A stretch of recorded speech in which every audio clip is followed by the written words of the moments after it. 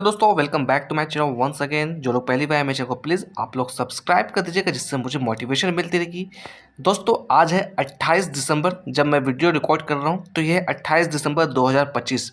मैं बात करूँगा 26 दिसंबर 2025 की, जब इसकी लास्ट ट्रेडिंग सेशन चली थी। तो उस वक्त अगर हम लोग बात करें निफ्टी के अंदर, तो यहाँ पर देखा जाए स्लाइटली गिरावट वाली सिचुएशन हमें देखने को मिली थी। 26,042 रुपये के आसपास निफ्टी की क्लोजिंग हमें देखने को मिली, जहां कुछ दो दिनों से लगातार तेजी देखने को मिली थी निफ्टी के अंदर।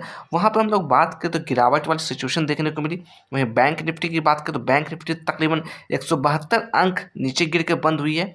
तो यहाँ पे मैं बात करूंगा अपनी पोर्टफोलियो की सिचुएशन को, मेरी पोर्टफोलियो की क्या सिचुएशन रही है। चलते हैं हम लोग डैशबोर्ड पे लेके चलते हैं, मैं आपको दिखाने की कोशिश करूंगा यहाँ पर डैशबोर्ड पे। तो यहाँ पर देखिएगा, यानी कि फ्राइडे की मैं बात करूँ तो फ्राइडे को देखिएगा जो क्लोज हुई है मेरी, तकरीबन 3500 गिरावट वाली रिटर्न्स यहाँ पर देखने को मिली। यानी कि 3500 रुपया डाउन है मेरा पोर्टफोलियो फ्राइडे के दिन।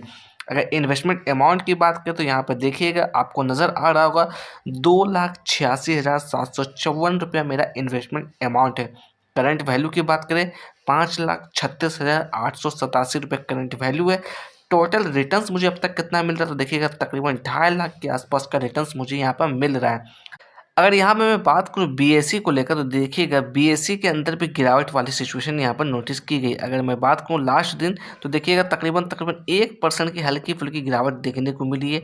अगर इसके अंदर मैं अभी बात करूँ, देखिएगा टोटल रिटर्न्स कितना मुझे मिल रहा है, तकरीबन 1,98,675 रुपये का रिटर्न्स मिल रहा है। जहाँ ये 2700 के लेवल्स को टच किया था, 2700 के ऊपर जो क्लोजिंग हमें देखने को मिली थी 3-4 दिन पहले की मैं बात कर रहा हूँ, तो वहाँ पर मेरा ओवरऑल पोर्टफोलियो 2 लाख प्लस का हो गया था। सिर्फ मैं बीएसई की बात कर रहा हूँ। अगर मैं टीसीएस की बात करूँ तो टीसीएस के अंदर अभी भी देखिएगा तकरीबन 4,000 के आसपास का गिरावट है। मैं बात करूँ टीसीएस, तो टीसीएस तकरीबन 2800 के आसपास चला गया था। वहाँ पर मैंने इसे एवरेज आउट करने की प्लानिंग भी की थी, और मैंने इधर उधर से पैसा जोड़ तोड़ करके लाने की भी कोशिश की थी, बट मुझे कहीं से पैसा मिला नहीं। मुझे सिर्फ और सिर्फ 3,000 के आसपास का ही पैसा मिला था, बट वहाँ पर मैं थोड़ा सा निराश हो गया था।